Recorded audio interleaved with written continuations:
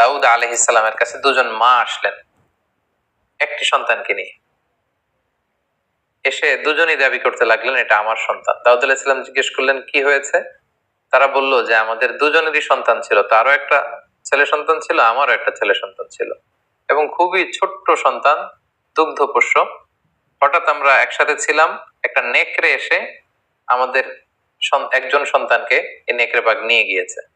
ফলে যেই বাচ্চাটা অবশিষ্ট রয়েছে, দুজন মাই দাবি করতে লাগলো এটা আমার সন্তান। একজন মহিলা ছিল বয়সে বড়, আরেকজন ছিল ছোট। বয়স্ক মহিলাটা বলে এটা আমার সন্তান, তোমার সন্তানকে বাঘে খেয়েছে।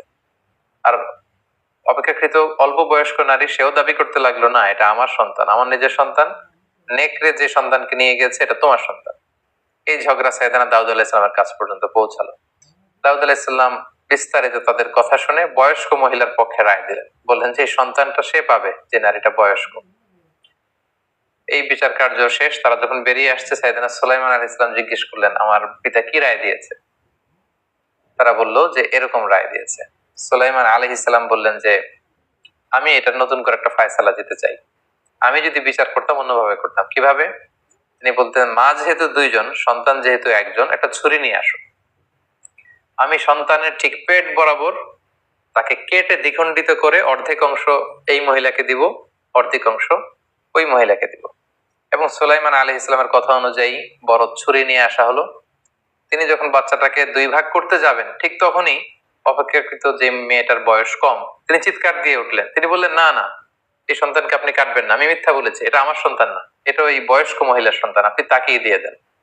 সুলাইমান আলাইহিস সালাম বললেন না, আমার ফায়সালা হচ্ছে এই সন্তান তোমার, বয়স্ক মহিলা মিথ্যা বলছে। সুবহানাল্লাহ বিহামদি।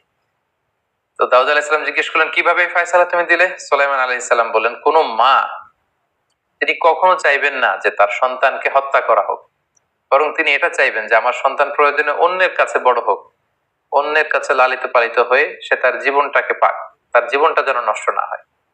তো আমি যখন ছোট সন্তানকে করাত দিয়ে কাটতে চাচ্ছিলাম, বয়স্ক মহিলাটি টু শব্দটি করছে না, কিন্তু অল্প বয়স্ক নারীটি সে চিৎকার দিয়ে বলেছে যে আমাকে দেয়া লাগবে না, আমি মিথ্যা বলেছি, বরং এই সন্তানটি তাকিয়ে দিয়ে দেওয়া হোক।